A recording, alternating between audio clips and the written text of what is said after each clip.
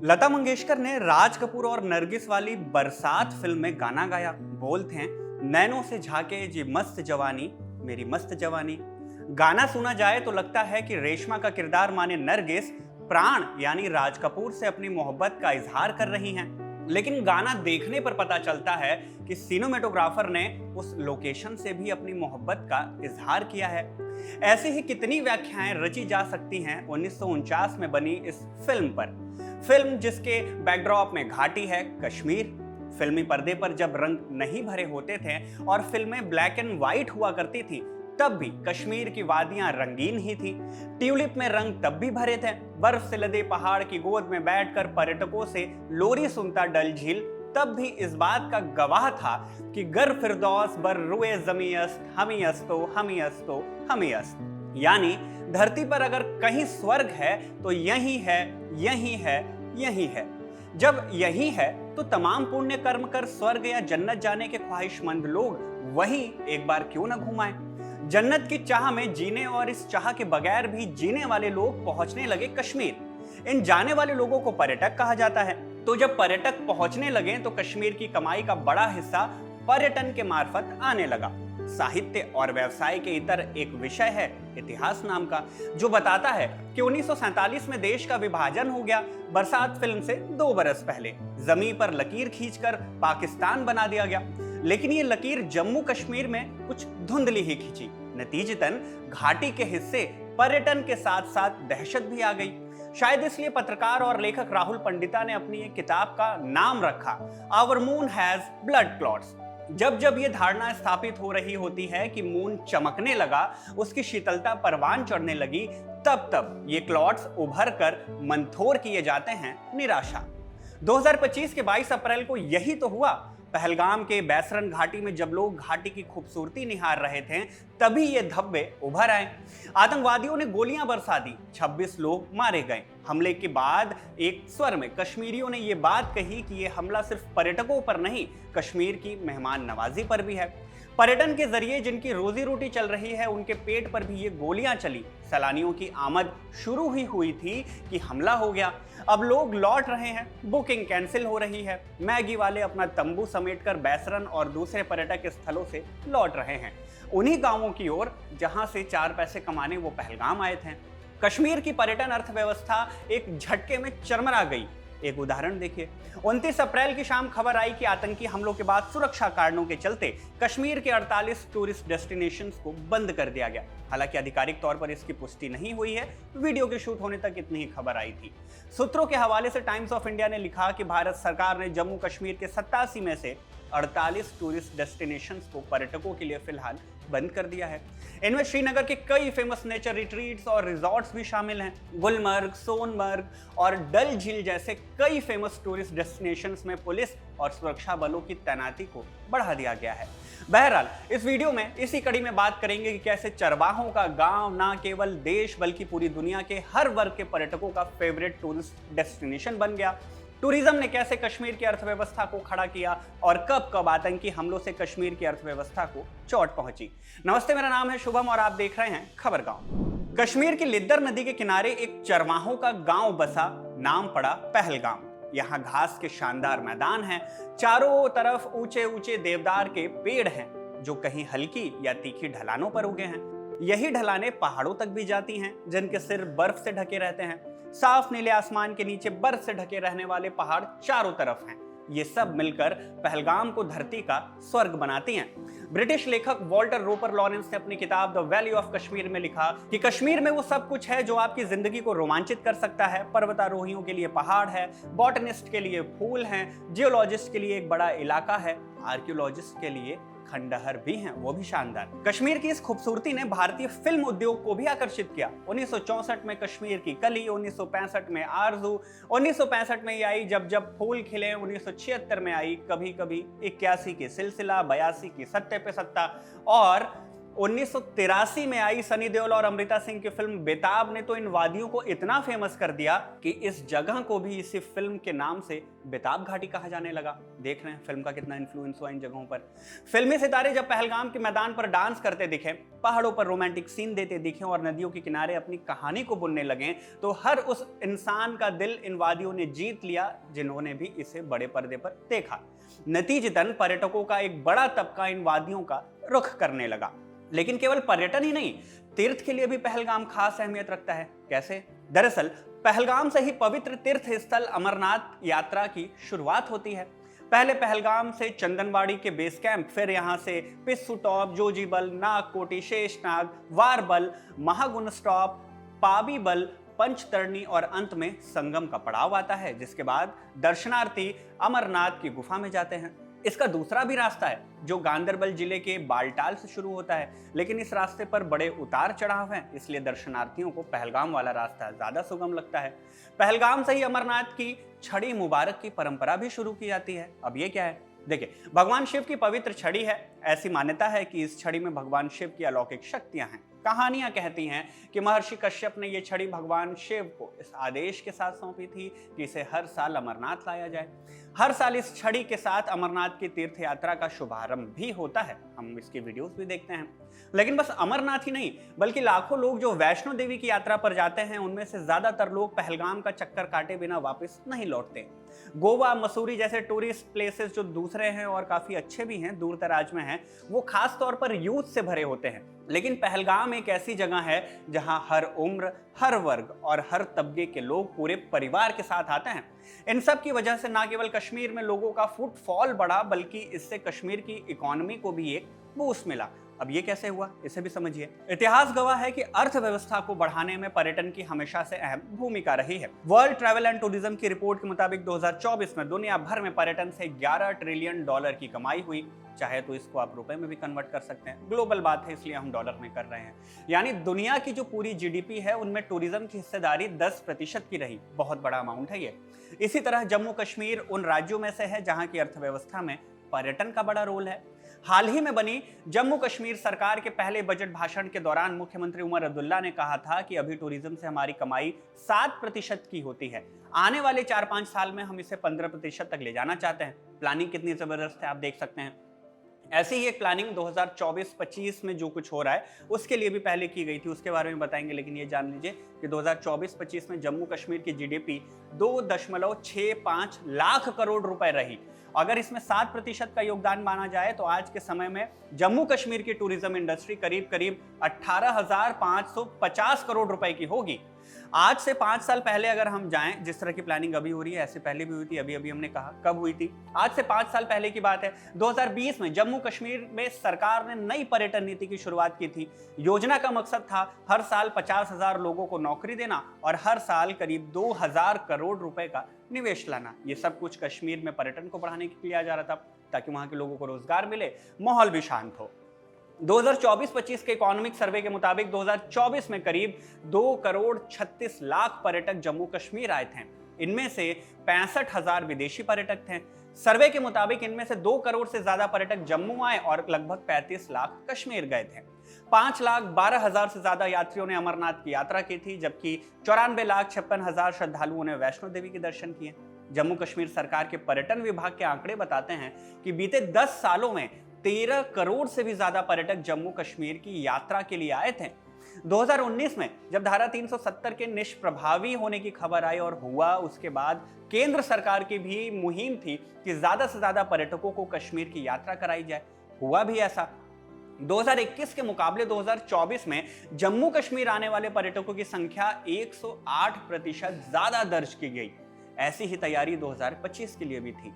लेकिन 22 अप्रैल को पहलगाम में जो हुआ, उससे न केवल पर्यटक मारे गए, बल्कि पहलगाम और कश्मीर की अर्थव्यवस्था की जान भी ली गई। उनकी पीठ पर भी गोलियां मारी गई। पहलगाम में चली गोलियों की आवाज जब खबरों के जरिए देश भर के लोगों तक पहुंची, तो लोगों ने अपनी बुकिंग्स कैंसिल करानी शुरू की। एनडीटीवी ने रिपोर्ट किया कि हमले के बाद कश्मीर की टूरिस्ट बुकिंग करीब 90% तक कैंसिल करा दी गई।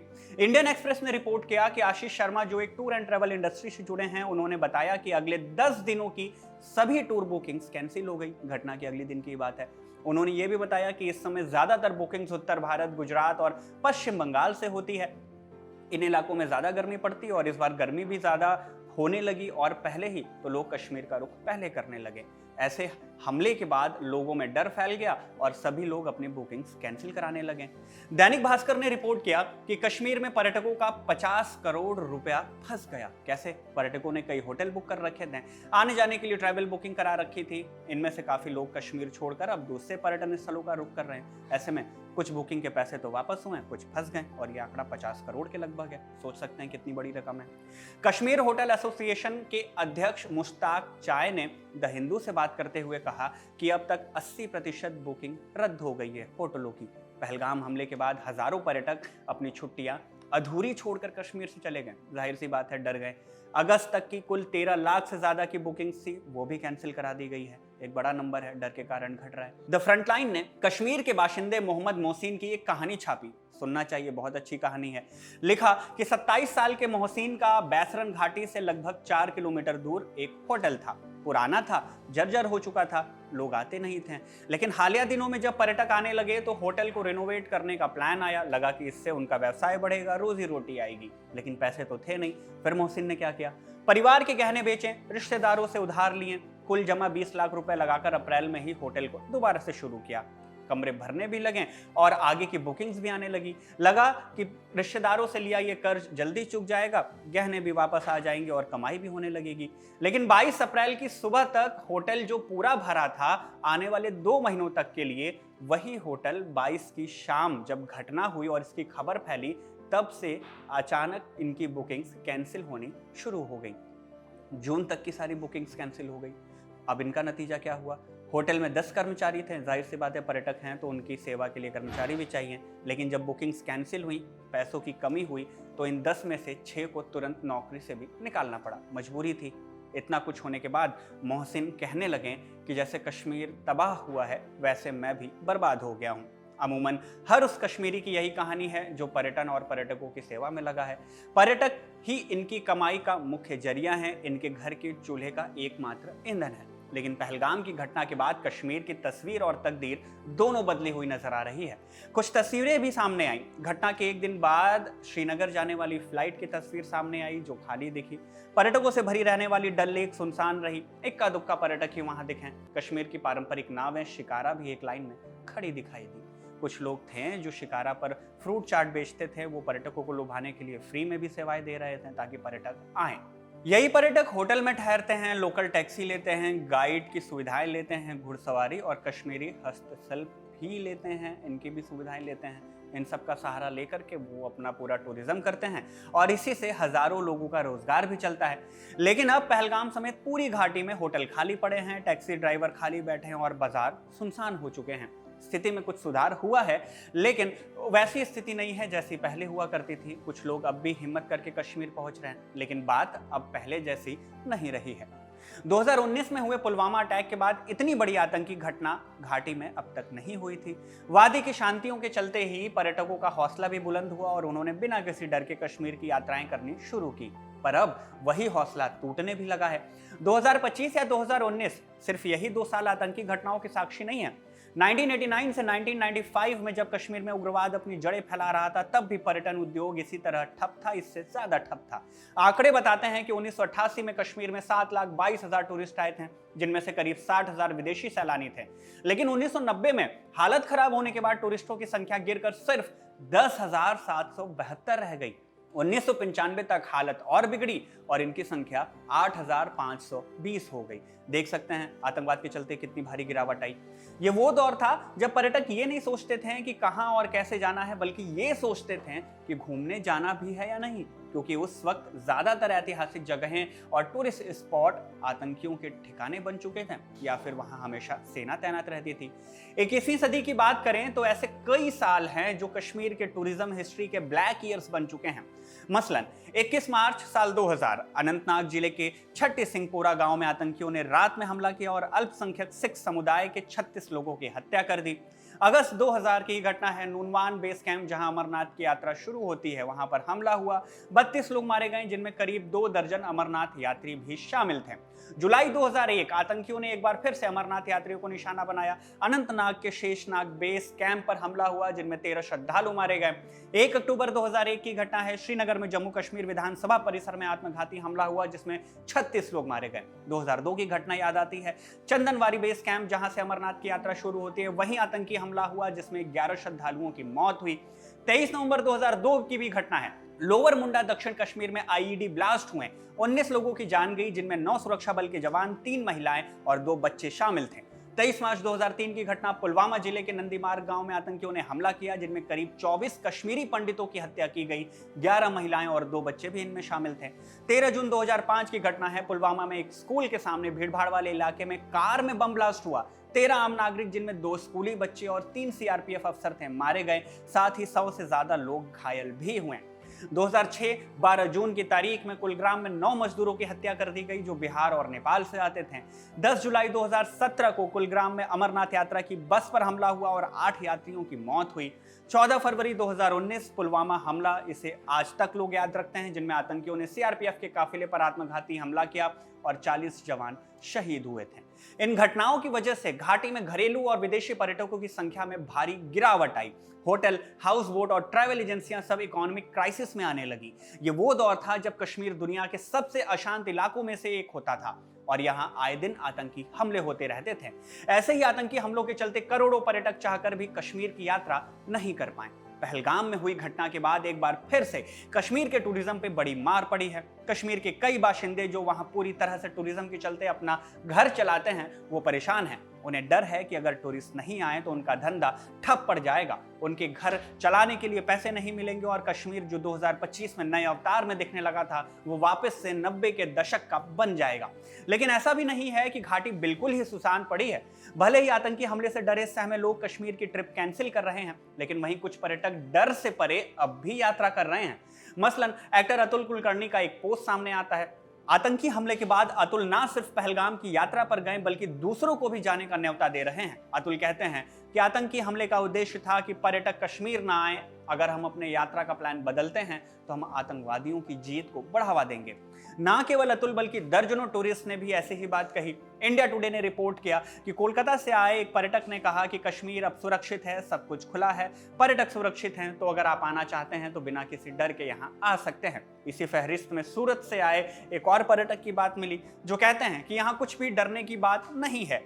सेना, सरकार और स्थानीय लोग हमारी सुरक्षा कर रहे हैं। हम डर गए थे, लेकिन उन्होंने हमें हिम्मत दिया और अब अपनी यात्रा जारी रखी। ये तो हुई डोमेस्टिक टूरिस्ट की बात। विदेशी पर्यटकों का भी इसमें कहना लिखा गया, जो कहते हैं कि वो यहाँ सुरक्षित महसूस कर रहे हैं। क्रोएशिया से आए एक पर्यटक ने कहा कि हम यहाँ 3-4 दिन से हैं और हमें काफी सुरक्षित महसूस हो रहा है। हम कोई समस्या नहीं देख रहे हैं और ना ही समस्या हुई। कश्मीर बहुत सुंदर और सुरक्षित है।